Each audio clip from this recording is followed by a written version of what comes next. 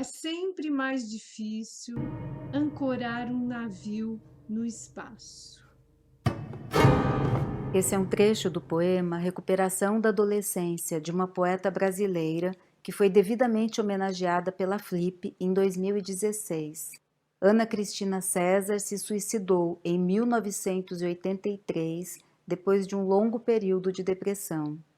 O tema de hoje é suicídio e vem dialogar com a campanha Setembro Amarelo, que desde 2014 se dedica oficialmente como mês de prevenção ao suicídio. Nosso podcast pode ser ouvido no Google, no Spotify e no site Recriando Vínculos. É muito importante a gente perceber, a gente se dar conta de que os contextos históricos marcam a nossa interpretação a respeito da vida.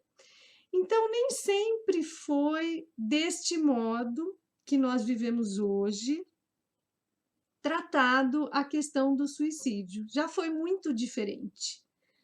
Durante a Idade Média, por exemplo, o suicídio era criminalizado.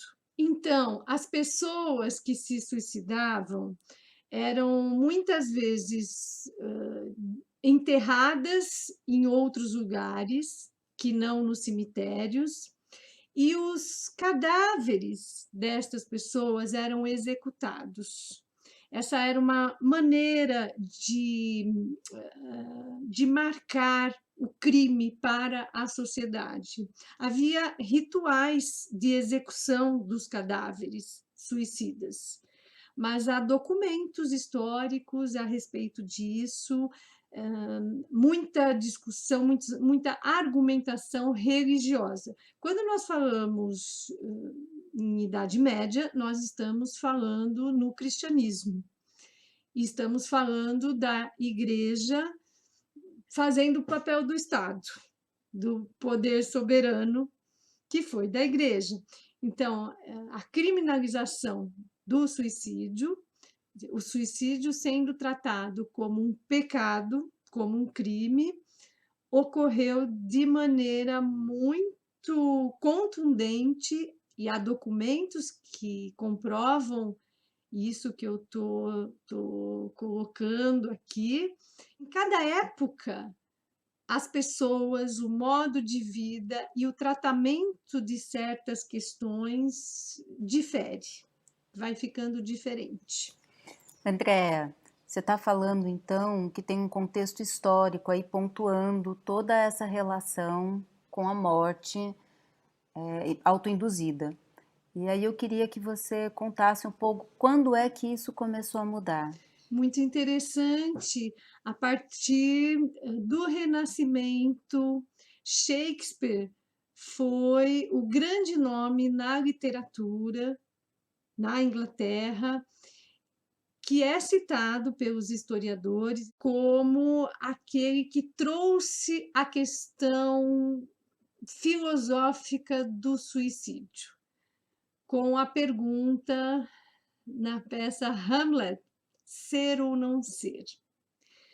Então, esta pergunta, e aí vale a pena ler a peça para entender, eu não vou explicar aqui agora, mas ser ou não ser, nesse contexto, seria existir ou não existir. Existir apesar das condições da vida humana ou deixar de existir. Então, no período de Shakespeare, muitas peças, não apenas as peças dele, tratavam da questão do suicídio. Shakespeare viveu entre 1564 e 1616. Então, nesse período, já está terminando a Idade Média, estamos iniciando o Renascimento, e estas questões, então, relativas ao suicídio e à morte, começam a ser colocadas de outra maneira, e o suicídio vai sendo descriminalizado.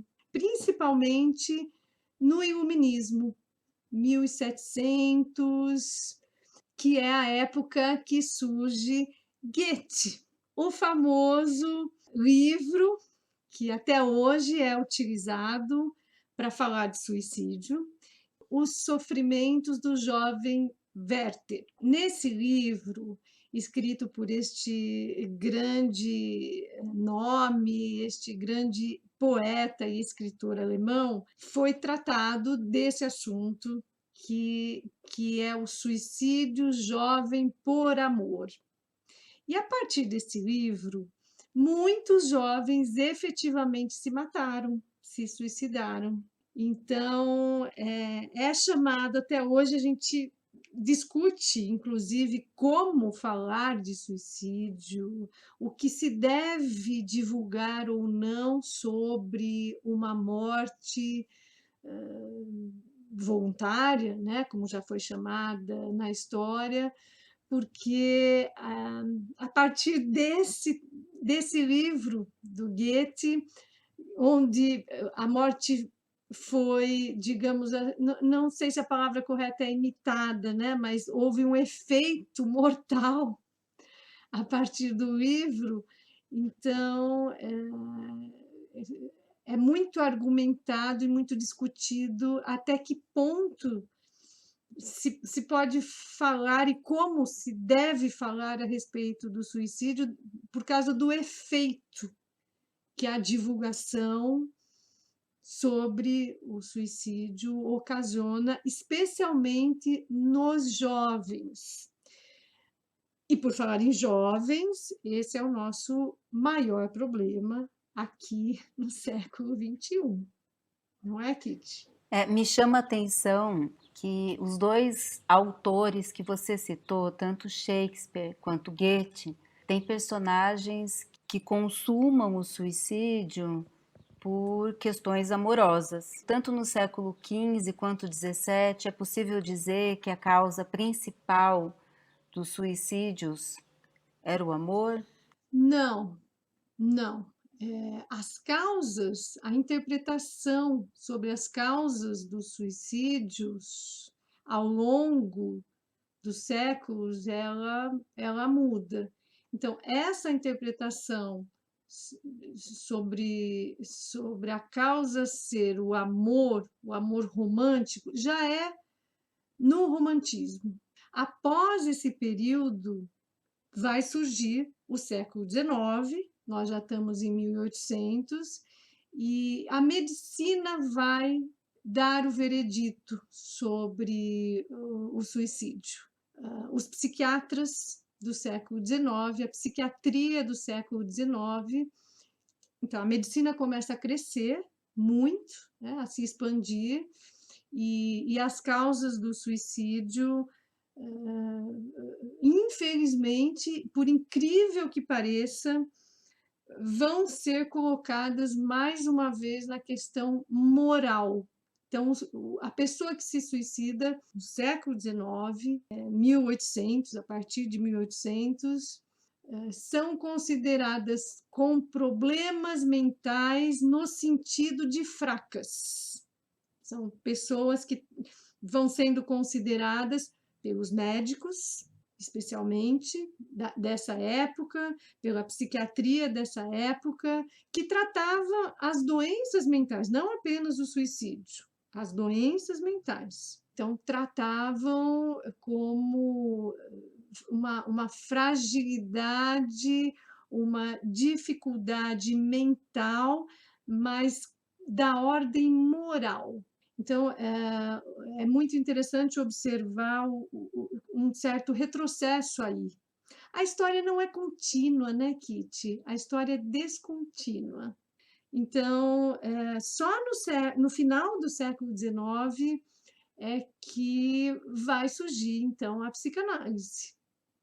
E os sociólogos, as análises sociológicas a respeito do suicídio, apontando também causas do contexto. do contexto social, da ordem da política, os tratados de sociologia, por exemplo, o tratado sobre o suicídio do Durkheim, e Freud, especialmente, que vai fazer uma leitura com a psicanálise a respeito da doença mental, dos quadros mentais, e que então isto vai mudando. Né? E aí, mais uma vez, no século XX, o suicídio sai desse lugar tanto moral quanto de crime, né? Suicídio como crime não existe, acho que acabou definitivamente, embora tenha havido essa vergonha, essa culpa, a culpabilização do próprio sujeito.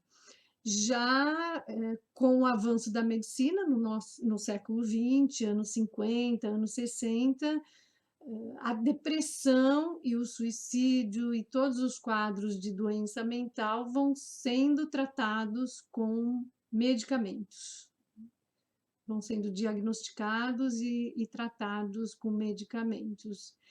Talvez você possa contar um pouco aí, né, Kitty, da sua história nos anos 70 a respeito desse tema. Eu acabo de sair de uma pesquisa muito grande sobre o tema.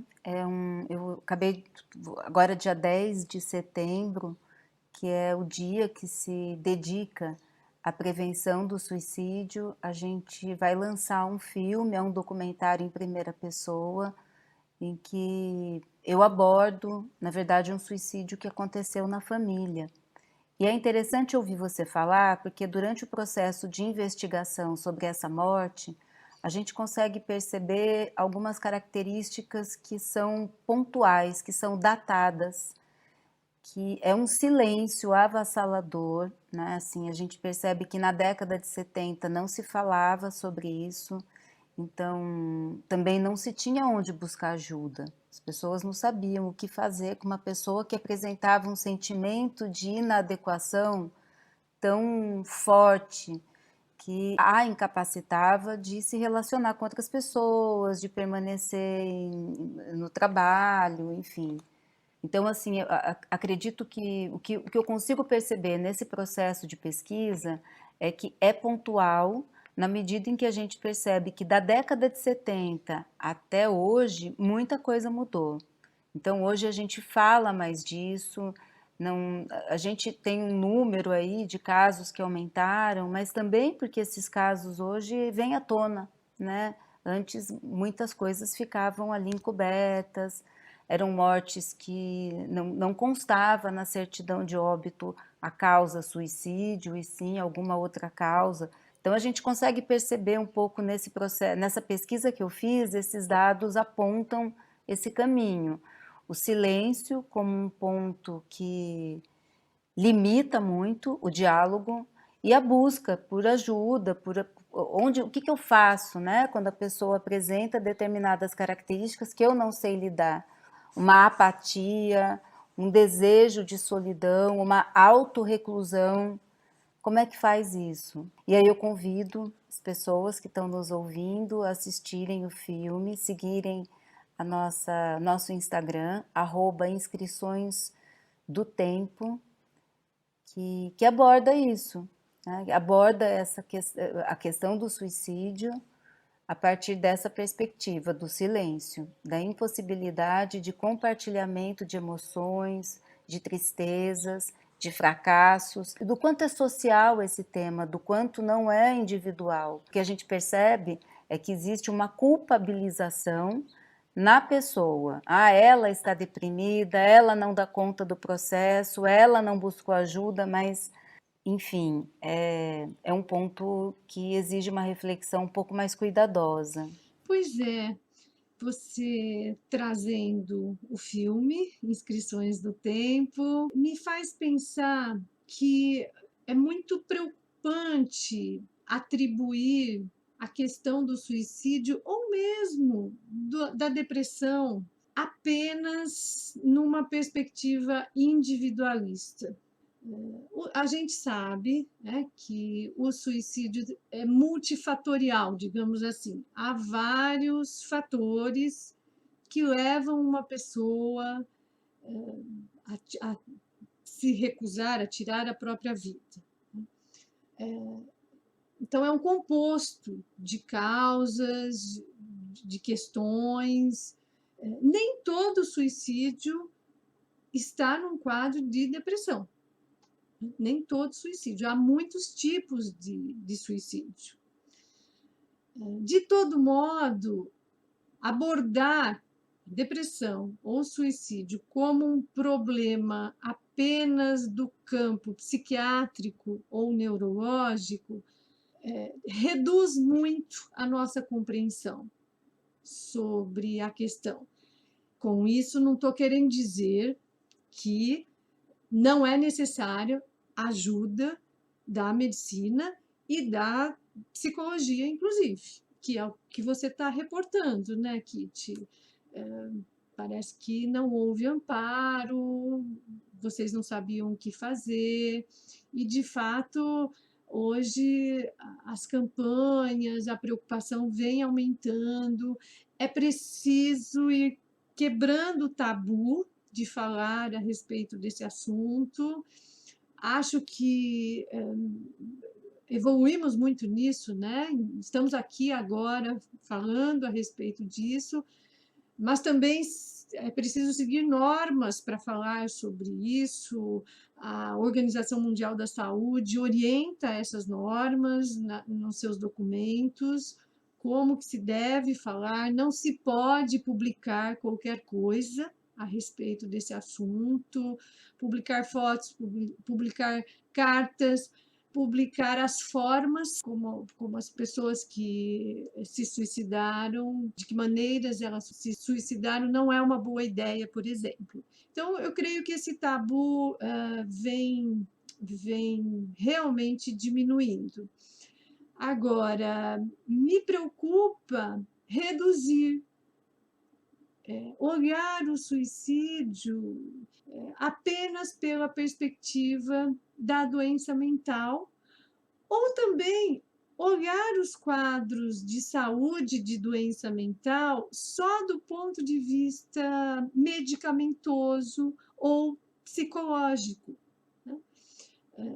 Eu entendo que nós precisamos considerar o ambiente social, político e econômico como fatores que, de alguma maneira, constroem a subjetividade das pessoas e a resposta das pessoas ao mundo. Eu vou dar um exemplo.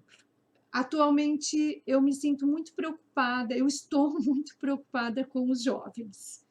Nesse período de pandemia tão demorado e nessa crise econômica, social e política que nós vivemos.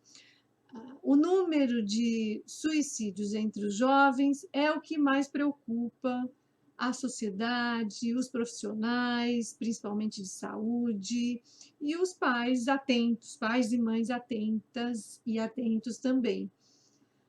Então, eu entendo e dialogo com outros profissionais da minha área que uma das coisas que acaba contribuindo com quadros de depressão ou de abalo na saúde mental, que pode chegar, sim, ao suicídio de uma pessoa jovem, tem a ver, por exemplo, com o fato de criar muitas expectativas a respeito da profissão, por exemplo, né? Do sucesso profissional nesse mundo, nessa sociedade neoliberal que vende isso, né, Kit? Vende a ideia de que se você der o sangue, a vida, se dedicar muito, muito, muito, você vai ser campeão.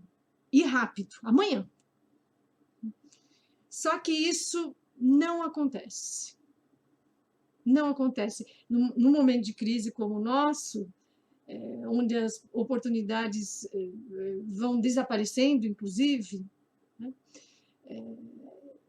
Muitas pessoas ficam sem recursos internos e muitas vezes externos, dependendo da classe social, para lidar com essa sedução, digamos assim, desse modo, do sistema capitalista neoliberal ou ultra neoliberal, que capta o sujeito, né? Que fabrica um sujeito que seria um sujeito vencedor, mas isso não se realiza. E aí a culpa por não se realizar esse projeto de sucesso, ela recai sobre o indivíduo. O indivíduo é o culpado. E isso pode ir se desenvolvendo no extremo de um quadro depressivo ou outras doenças mentais que pode levar ao suicídio.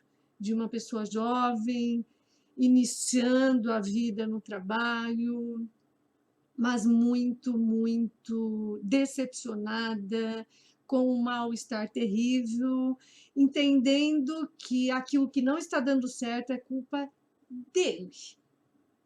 Então, não olhar esse contexto social provoca mais sofrimento. Um nível de sofrimento que, em último estágio, compromete a vida do indivíduo. O que me chama a atenção na sua fala é a culpa. A culpa permeando. Tem uma cineasta que eu gosto muito, Chantal Akerman. É uma cineasta belga e tem uma relação muito forte com a mãe, que passou pelo campo de concentração. Ela vai se suicidar, se eu não me engano, em 2000, no início dos anos 2000, depois também de um longo período de depressão que permeia toda a vida dela, mas é uma história que se repete em outros filhos de sobreviventes do Holocausto. E durante a pesquisa que eu fiz também para fazer o filme, eu percebi que a culpa é um elemento muito presente nos casos que eu analisei, seja por questões de sexualidade, por questões amorosas, por arrependimentos e também por essa culpa que você coloca, que você traz para a gente, que é uma culpa do fracasso, do fracasso social, seja num casamento, seja no trabalho, ou até como uma pessoa bem-sucedida, que é tão cobrado da gente. Está associado a essa ideia de meritocracia. E na meritocracia só tem um vencedor. O que acontece com as outras pessoas? Pois é, a gente chamaria de perversidade, uma sociedade perversa, né?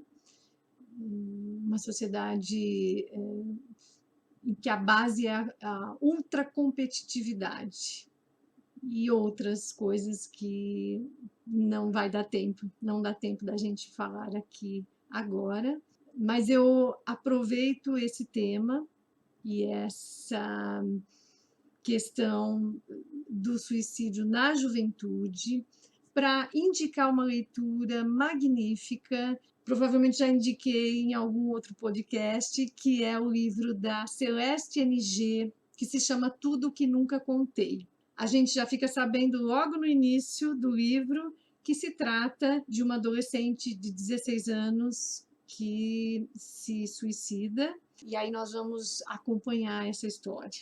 O livro traz questões familiares, de expectativas sobre essa adolescente, como ela se construiu, o que ela desejava e não conseguia, o quanto que ela fica perdida, e traz questões da sociedade também. Então é muito interessante, principalmente para quem para quem é educador, educadora, profissionais da saúde, pais e mães, compreender o suicídio do ponto de vista das relações familiares e da sociedade também, de uma visão que articula esses campos. E a outra leitura que eu gostaria de indicar, que na verdade é um depoimento, é uma autobiografia, é O Demônio do Meio-Dia, uma anatomia da depressão. Livro super conhecido do Andrew Solomon, que é um escritor, um jornalista norte-americano, alguém que vem sendo muito chamado, pelo que eu vejo, para participar de lives, de discussões importantes. Já escreveu muitos outros livros, eu, inclusive, tenho outros livros dele aqui, já li, mas esse livro é um dos livros mais interessantes sobre depressão, porque assim, é um mergulho onde ele conta coisas da família, ele conta sobre o tratamento, ele apresenta todos os recursos que ele utilizou. Então, é uma vida com a depressão, as recaídas, a evolução, as decisões. É muito, muito interessante. Eu indicaria principalmente para quem tem depressão, né? O Demônio do Meio-Dia, eu entendo que seja um livro muito rico.